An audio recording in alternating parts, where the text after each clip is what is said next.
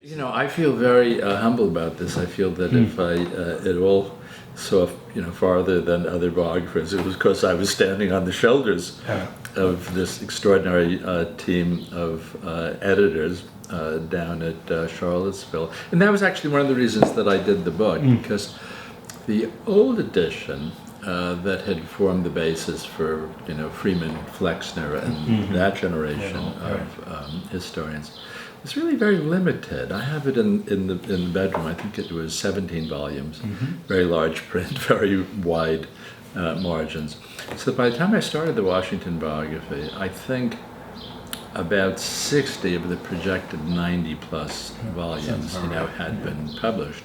So I said to myself, do I want to wait until, all 90 plus volumes were published? I thought that was, given my age, tempting fate to do that. But I thought that there was already enough on the record. Undoubtedly, when all of the 90 plus have been finished, someone will come, along and try another synthesis. But it's probably the single most frequently asked question that I got when I was working on the book. People would say, is there anything new left to say? And I would say to people, the work is just beginning now.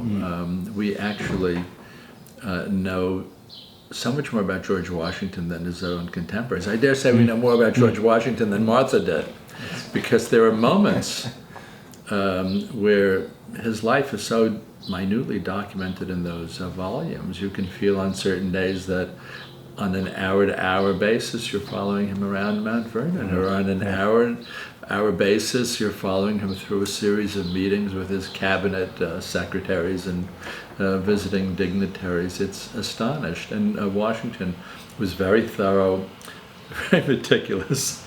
He was a consummate record keeper, God bless him, and not only recorded everything, sometimes rather surprising things that he would record, but he had a great regard for the paper trail that he was creating. I was very fascinated during the Revolutionary War that he creates a staff of people and gets a special appropriation to create this beautiful edition of his wartime letters, and then took great care in terms of transporting them back to Mount Vernon. Of course, you know this very much better than I do. He even thought of creating a house, library.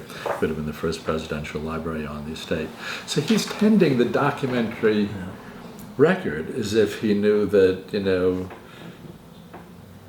I was going to come along, and dozens of other biographers were going to come along and be coming through. The egomaniacal version. That's coming through all of these, things. You feel that he is. You feel that it was Washington himself who spread a banquet table of documents that all of us have been feasting on, for a great many years.